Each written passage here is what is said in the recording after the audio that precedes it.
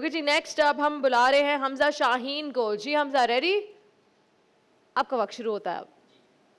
جناب صدر، عید نام ہے خوشیاں منانے کا، روٹے ہوں کو گلے لگانے کا، تمام گلے شکوے مٹانے کا، پھر سے دوستوں اور عزیزوں سے ملنے کا دن.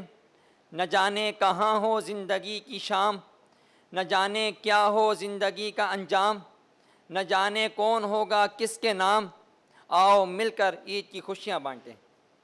جناب صدر، عید کا نام لیتے ہی چہروں میں مسکراہٹ آ جاتی ہے، چہروں میں چمک آ جاتی ہے، اطراف میں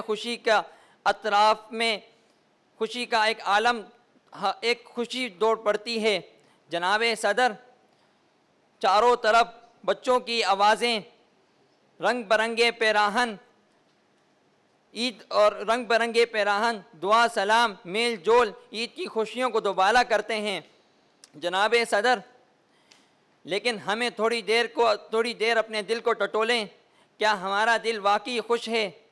کیا ہم اس بارے میں مطمئن ہیں کہ ہمارے غریب پڑوسی دوست نے اپنے لیے اور اپنے بچوں کے لیے کپڑے خریدیں؟ کیسی گزرے گی اس کی عید؟ کیا اس بارے میں ہم نے سوچا کہ کیسے وہ غربت سے رہے ہیں؟ جناب صدر، جب میں عید کی شاپنگ کے لیے، اپنے بچوں کی شاپنگ کے لیے مارکیٹ پر گیا تو میری نظر ایک بچے پر پڑی. وہ بچہ اپنی ماں سے لڑ رہا تھا. جناب صدر، لڑائی اس بات پر تھی کہ ماں آج میں اپنے دوست حسن کے لیے بھی کپڑے خریدوں گا کیونکہ سنا ہے کہ وہ اس سال عید نہیں منا رہا.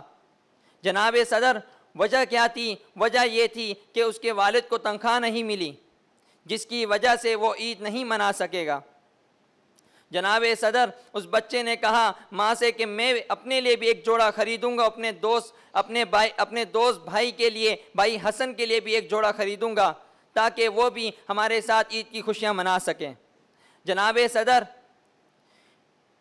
ہمارے ملک میں تقریباً تمام غریب بچوں کی یہی صورت حال ہے کہ ان کے غریب بچے کہ اس مرتبہ عید کی خوشیاں نہیں منا پا رہے ہیں. آخر میں ایک شعر کہوں بہت گا. شکریہ، آپ کا وقت ہوتا ہے ختم. تھینک یو سو مچ جناب.